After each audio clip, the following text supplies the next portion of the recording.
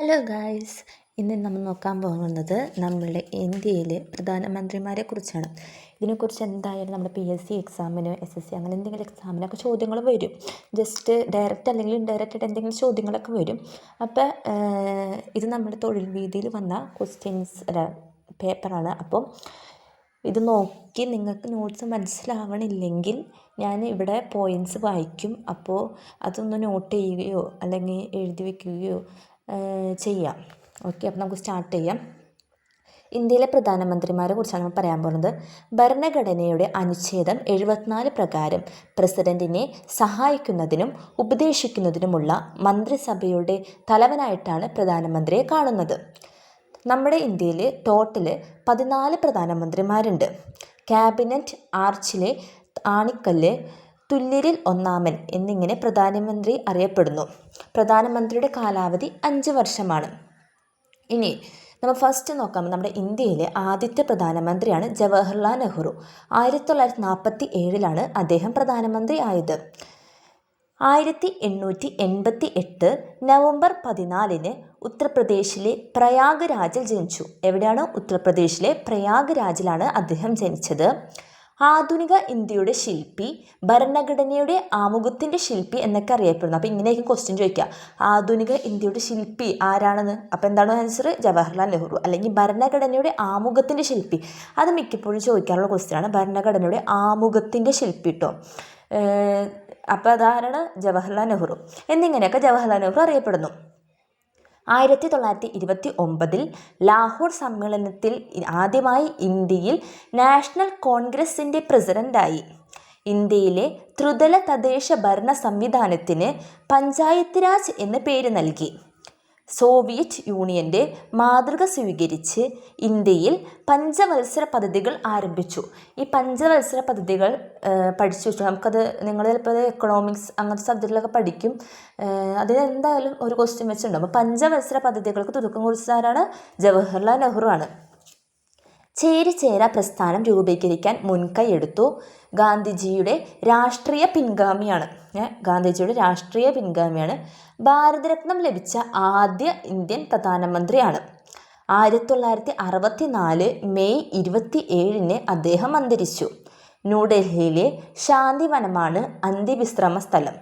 അദ്ദേഹത്തിൻ്റെ കൃതികളാണ് an autobiography, glimpses of world history, ഇന്ത്യയെ കണ്ടെത്തൽ, ഒരച്ഛൻ മകൾക്കയച്ച കത്തുകൾ. ഇതൊക്കെയാണ് അദ്ദേഹത്തിൻ്റെ കുറിച്ച് പറയാനുള്ളതും അദ്ദേഹത്തിൻ്റെ കൃതികളും. ഇനി രണ്ടാമത്, ജവഹർലാൽ നെഹ്റുവിന് ശേഷം പ്രധാനമന്ത്രിയായ വ്യക്തിയാണ് ലാൽ ബഹദൂർ ശാസ്ത്രി. 1964 അദ്ദേഹം പ്രധാനമന്ത്രിയായത്. ഉത്തർപ്രദേശിലെ മുഗൾ സരായിൽ 1904 ഒക്ടോബർ 2 അദ്ദേഹം ജനിച്ചു. നെഹ്റുവിൻ്റെ മരണത്തെ തുടർന്ന് 1964 ഇന്ത്യയുടെ പ്രധാനമന്ത്രിയായി. സമാധാനത്തിൻ്റെ ആൾരൂപം എന്ന് ഇദ്ദേഹത്തെ വിശേഷിപ്പിക്കുന്നു. അപ്പോൾ സമാധാനത്തിൻ്റെ ആൾരൂപം എന്ന് ഇദ്ദേഹത്തെ വിശേഷിപ്പിക്കുന്നു. ജയ് ജവാൻ ജയ് കിസാൻ എന്ന പ്രസ്താവന മുദ്രാവാക്യം ഭാരതത്തിന് നൽകി. 1966 ജനുവരി 10 പാകിസ്ഥാൻ പ്രധാനമന്ത്രി ആയൂബ് ഖാനായി ചരിത്രപ്രസിദ്ധമായ താജ്ദൻഡര കരാറിൽ ഒപ്പുവെച്ചു. ഒരു കൊച്ചുകുരുവിയുടെ അവസാനത്തെ വിജയം എന്നാണ് ഈ ചരിത്ര സംഭവത്തെ വിശേഷിപ്പിക്കുന്നത്. 1966 ജനുവരി 11 താജ്ദാൻഡിൽ വെച്ച് ലാൽ ബഹദൂർ ശാസ്ത്രി അന്തരിച്ചു. വിദേശത്ത് വെച്ച് അന്തരിച്ച ഒരേയൊരു പ്രധാനമന്ത്രി. അന്ത്യവിശ്രമം വിജയ്ഘട്ട്. മരണാനന്തരം ഭാരതരത്നം നേടുന്ന ആദ്യ വ്യക്തിയാണ് ഇദ്ദേഹം. 1966 ഇദ്ദേഹത്തിന് ഭാരതരത്നം ലഭിച്ചത്. ഇനി അടുത്ത പ്രധാനമന്ത്രിയാണ് ഗുൽസാരിലാൽ നന്ദ. 1964 1966 പ്രധാനമന്ത്രിയായിട്ടുണ്ട്. എന്ന് വെച്ചാൽ ഇന്ത്യയുടെ ആദ്യ ആക്ടിംഗ് പ്രധാനമന്ത്രിയാണ്. ഈ സ്ഥാനം വഹിച്ചിട്ടുള്ള ഏക വ്യക്തി, ആക്ടിംഗ് പ്രധാനമന്ത്രി എന്ന സ്ഥാനം വഹിച്ചിട്ടുള്ള ഏക വ്യക്തിയാണ് അദ്ദേഹം. 1964 നെഹ്റുവിൻ്റെ മരണശേഷമാണ് ആക്ടിംഗ് പ്രധാനമന്ത്രി ആകുന്നത്. 1966 ലാൽ ബഹദൂർ ശാസ്ത്രിയുടെ മരണശേഷവും ഇദ്ദേഹം പ്രധാനമന്ത്രി. അപ്പം നമ്മുടെ നെഹ്റുവിൻ്റെ മരണശേഷവും പ്രധാനമന്ത്രിയായി, ലാൽ ബഹദൂർ ശാസ്ത്രിയുടെ മരണശേഷം ഇദ്ദേഹം പ്രധാനമന്ത്രിയായി. ആസൂത്രണ കമ്മിറ്റിയുടെ ആദ്യ ഉപാധ്യക്ഷനായിരുന്നു. നാരായണൻ ഘട്ടിൽ ഇദ്ദേഹം അന്ത്യവിശ്രമം കൊള്ളുന്നു. അടുത്തതാണ് നമ്മുടെ ഇന്ദിരാഗാന്ധി. ഇന്ദിരാഗാന്ധി 1960-ലും 1980-ലും ഇന്ദിരാഗാന്ധി പ്രധാനമന്ത്രി, 2 വട്ടം ഇന്ദിരാഗാന്ധി പ്രധാനമന്ത്രി ആയിട്ടുണ്ട്. 80 തൊട്ട് 84 വരെയാണ് പിന്നീടായത്. അപ്പോൾ ഇന്ത്യയുടെ പ്രധാനമന്ത്രിയായ ഏക വനിതയാണ് ഇന്ദിരാഗാന്ധി. ജവഹർലാൽ നെഹ്റുവിൻ്റെ കമല നെഹ്റുവിൻ്റെയും മകളായി 1917 നവംബർ 9 അലഹബാദിൽ ജനിച്ചു. ഇന്ദിരാഗാന്ധിയുടെ ഭരണകാലത്ത് ഇന്ത്യയിലെ ആദ്യ ആണവ പരീക്ഷണം 1974 മെയ് 18 നടന്നു. പിന്നീട് കുറച്ച് സംഭവങ്ങളും കൂടി ഇന്ദിരാഗാന്ധിയുടെ ഭരണകാലത്ത് നടന്നു. എന്തൊക്കെയാണെന്ന് വെച്ചാൽ, ഒന്നാമത് ബാങ്ക് ദേശവൽക്കരണം. അത് നമ്മളുടെ പഞ്ചവത്സര പദ്ധതികളിലെ 4ാം പഞ്ചവത്സര പദ്ധതിയിലാണ് അത് പറയുന്നത്. 14 ബാങ്കുകളുടെ ദേശവൽക്കരണം നടന്നിരുന്നു. അത് 1969-ലാണ്. രണ്ടാമത് പറയുന്നത് ബംഗ്ലാദേശ് മോചന യുദ്ധം. അത് 1971 നടന്നു. മൂന്നാമത് ഓപ്പറേഷൻ ബ്ലൂ സ്റ്റാർ 1984. നാലാമത് ആദ്യ ഉപഗ്രഹ വിക്ഷേപണം 1975. പിന്നീട് പറയുന്നത് 5ാം പഞ്ചവത്സര പദ്ധതി കാലത്ത് ഗരീബി ഹട്ടാവോ എന്ന മുദ്രാവാക്യം മുഴക്കി. ഭാരതരത്ന ലഭിച്ച ആദ്യ വനിത 1971-ലാണ് ഭാരതരത്നം ലഭിച്ചത്. 1984 ഒക്ടോബർ 30 തൻ്റെ അംഗരക്ഷകരുടെ വെടിയേറ്റ് കൊല്ലപ്പെട്ടു. അധികാരത്തിലിരിക്കെ കൊല്ലപ്പെട്ട ആദ്യ പ്രധാനമന്ത്രിയാണ് ഇന്ദിരാഗാന്ധി. മൈ ട്രൂത്ത് എന്നതാണ് ഇന്ദിരാഗാന്ധിയുടെ ആത്മകഥ. പിന്നീട് അടുത്ത് നമ്മൾ പറയാൻ പോകുന്നത് മൊറാർജി ദേശായി. മൊറാർജി ദേശായി 1977-ലാണ് പ്രധാനമന്ത്രിയുടെ. മൊറാർജി ദേശായിനെ കുറിച്ച് പറയുകയാണെങ്കിൽ നമ്മൾ ഒരു 4 വർഷം കൂടുമ്പോൾ ലീപ്പ് ഇയർ കേട്ടിട്ടില്ലേ? ഫെബ്രുവരി 29 ലീപ്പ് ഇയറിൽ ജനിച്ച പ്രധാനമന്ത്രിയാണ് മൊറാർജി ദേശായി. അതങ്ങനെ ക്വസ്റ്റ്യൻ വരില്ല, നിങ്ങൾക്ക് ആളുടെ ഡേറ്റ് മറന്നു പോകാണ്ടിരിക്കാൻ വേണ്ടി പറയുന്നതാണ്. 1996 ഫെബ്രുവരി 29 മൊറാർജി ദേശായി ജനിച്ചത്. മൊറാർജി ദേശായി എന്ന് പറയുന്നത് അത്രയും നാൾ നമ്മുടെ ഈ ഇന്ദിരാഗാന്ധി അങ്ങനെ ഒരു സിസ്റ്റത്തിലാണ് ഭരണം വന്നിരുന്നത്. മൊറാർജി ദേശായി വന്നപ്പോൾ മൊറാർജി ദേശായി ജനതാ പാർട്ടിയാണ്. അപ്പോൾ ആൾക്ക് ഇന്ദിരാഗാന്ധിയോട് നല്ല രീതിക്ക് ദേഷ്യം ഉണ്ടായിരുന്നു. കാരണം എന്താണെന്ന് വെച്ചാൽ, ഈ ഇന്ദിരാഗാന്ധി, നമ്മുടെ ഗാന്ധി കുടുംബം, നെഹ്റു കുടുംബം എന്ന് പറയുന്നത് ഭയങ്കര സമ്പന്നരാണ്. അവർക്ക് ഒരുപാട് പൈസ ഒക്കെ ഉണ്ട്. അപ്പോൾ ഈ മൊറാർജി ദേശായി അങ്ങനെയുള്ളവരൊക്കെ വിചാരിച്ചിരുന്നത് ഈ ഭരിച്ച് നാട്ടുകാരിൽ നിന്ന് പിരിച്ചെടുക്കുന്ന പൈസ മൂലമാണ് ഇവർക്ക് ഈ പൈസ ഒക്കെ കിട്ടണമെന്ന് വിചാരിച്ച് ഇവർക്ക് നെഹ്റു കുടുംബത്തിന് ഭയങ്കര ദേഷ്യമായിരുന്നു.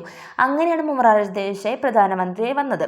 പിന്നീട് മൊറാർജി ദേശായിക്ക് മനസ്സിലായി അങ്ങനെയൊന്നല്ല എന്ന് മനസ്സിലായപ്പോൾ അത് പിന്നെ മാറി.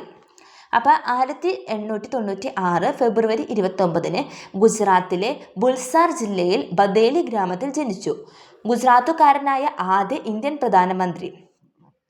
ആദ്യ കോൺഗ്രസ് ഇതര സർക്കാരിൻ്റെ പ്രധാനമന്ത്രിയാണ് മൊറാർജി ദേശായി.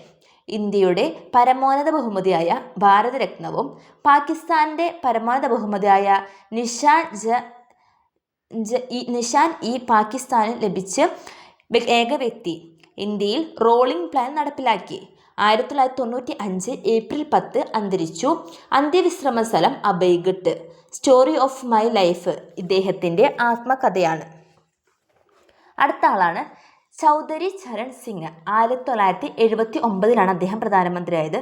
1902 ഡിസംബർ 23 ജനിച്ചു. ഇദ്ദേഹത്തിൻ്റെ ജന്മദിനം ദേശീയ കർഷക ദിനം ആയി ആചരിക്കുന്നു. പാർലമെൻറ്റിനെ അഭിമുഖീകരിച്ചിട്ടില്ലാത്ത ഏക ഇന്ത്യൻ പ്രധാനമന്ത്രി.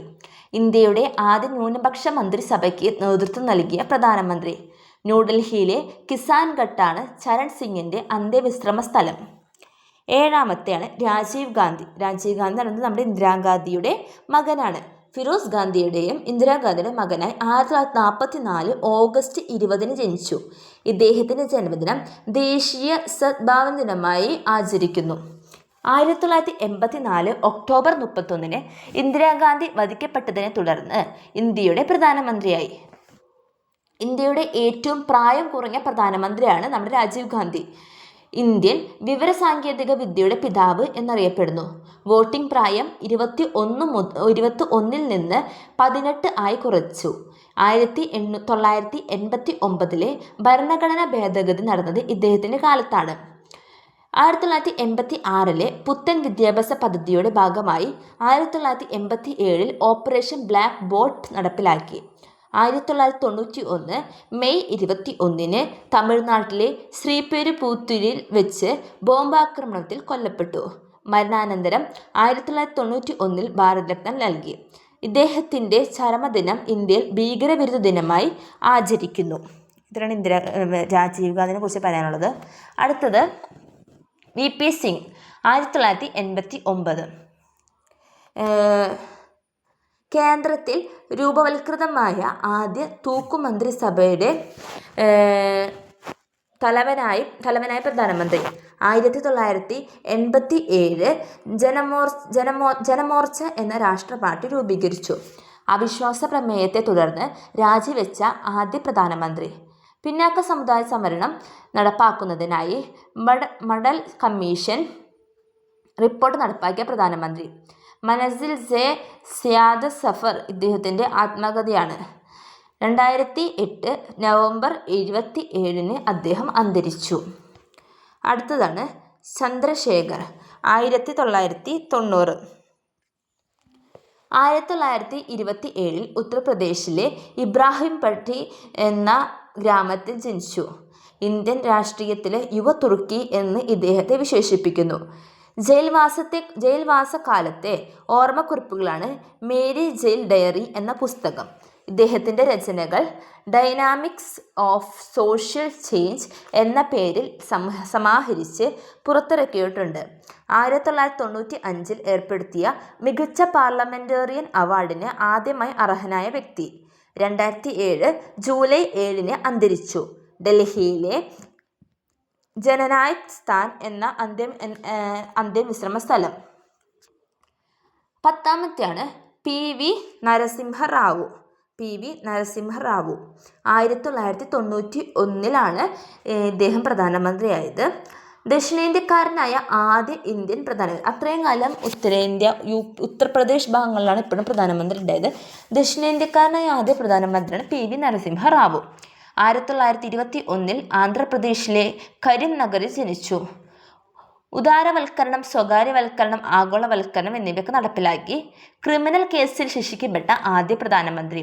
73ാം ഭരണഘടനാ ഭേദഗതിയിലൂടെ ഇന്ത്യയിൽ പഞ്ചായത്ത് രാജ് സംവിധാനം നടപ്പിലാക്കി. അദ്ദേഹത്തിൻ്റെ ആത്മകഥയാണ് the other half, the insider.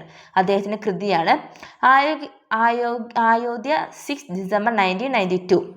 ഹൈദരാബാദിലെ ബുദ്ധ പൂർണിമ പാർക്കാണ് അന്തിമവിശ്രമ സ്ഥലം. 11ാമത്തെയാണ് അടൽ ബിഹാരി വാജ്പേയി. 1996 1998 ഇദ്ദേഹം പ്രധാനമന്ത്രിയായിട്ടുണ്ട്. 1924 ഡിസംബർ 25 മധ്യപ്രദേശിലെ ഗ്വാളിയാറിൽ ജനിച്ചു. ഇദ്ദേഹത്തിൻ്റെ ജന്മദിനം ഇന്ത്യയിൽ ഗുഡ് ഗവേണൻസ് ഡേ ആയി ആചരിക്കുന്നു.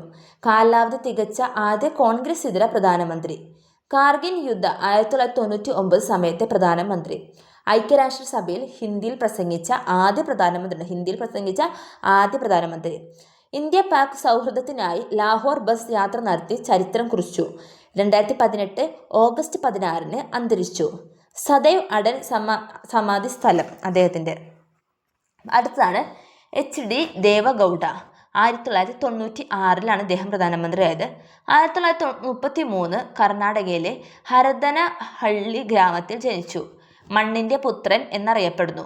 1999 ജനതാദൾ എന്ന രാഷ്ട്രീയ പാർട്ടി സ്ഥാപിച്ചു.